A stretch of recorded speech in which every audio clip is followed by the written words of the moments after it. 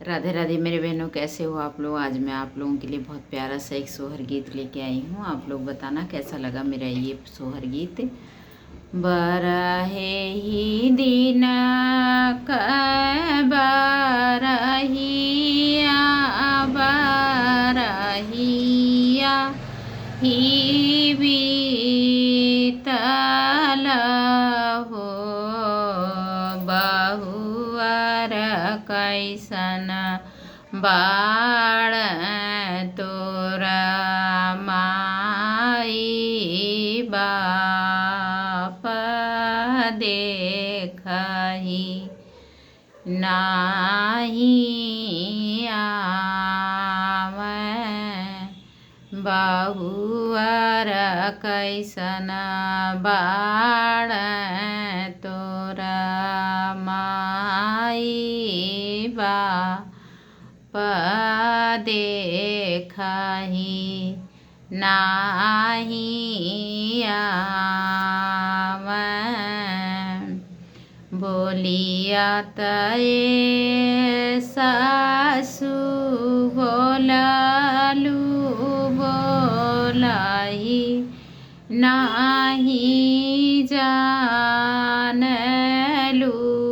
हो, सासु के सासु जे करे नामा इसे बाप ते कर कैसन नैहर। आज मोरा माई जो होती बाधावर लेई आवती न हो, सासु बाबा मोर मोहार हो लूटवात बाधावर बाजवात।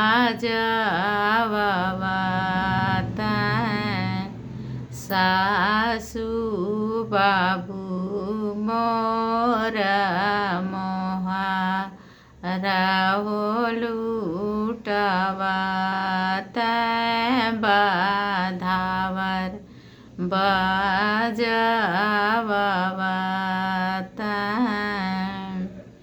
माचिया ही बैठनी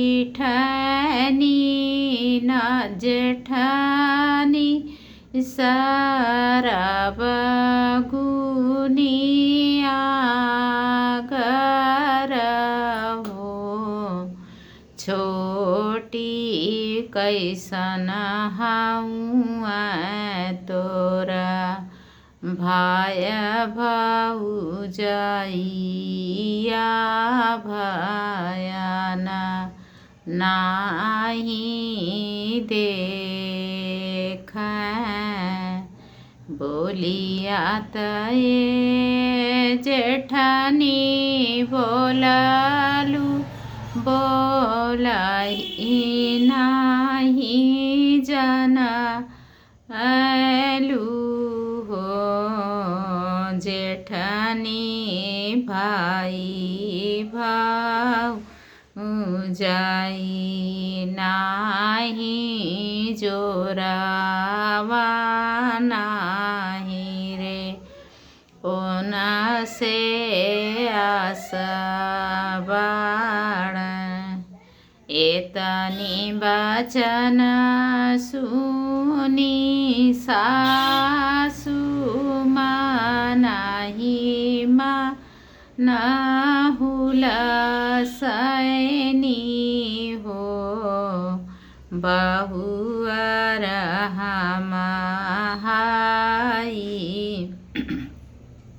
बहुअर हम तोरे माँ इसे पाप हमही तोरा नाई हर।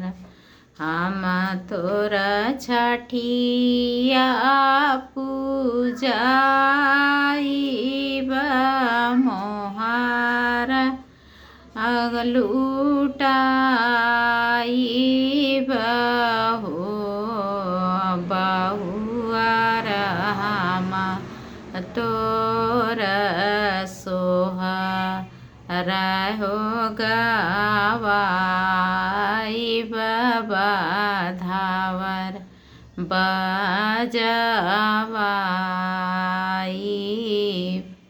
कैसा लगा मेरा ये सोहर गीत आप लोग ज़रूर बताना।